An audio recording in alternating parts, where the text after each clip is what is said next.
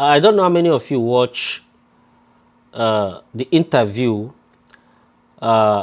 conducted between Talk to Al Jazeera and the Nigerian Chief of Defense Staff, Christopher Musa. He talked about foreign entities sponsoring terrorism in Nigeria.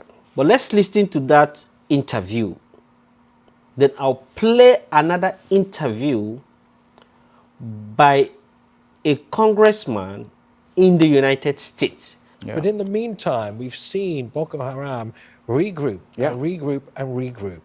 What is your answer to that? That you have in some way fed the insurgents? The problem is that I think we've talked to international community. Let's find out the funding.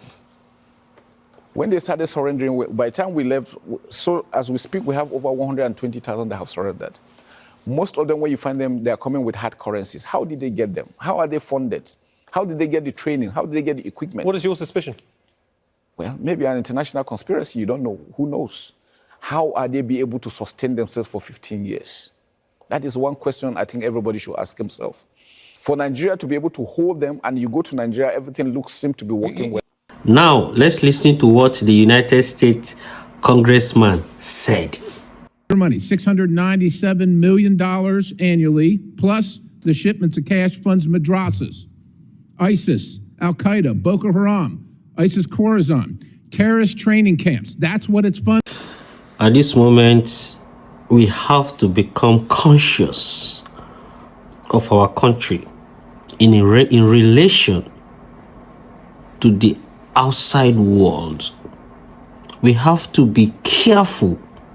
We have to be watchful with what is happening. We have to be conscious of our nation. Most of us are not. We have to think deep. We have to understand what is happening. And it requires intelligence and eye cognition, not sentiment, anger, and division.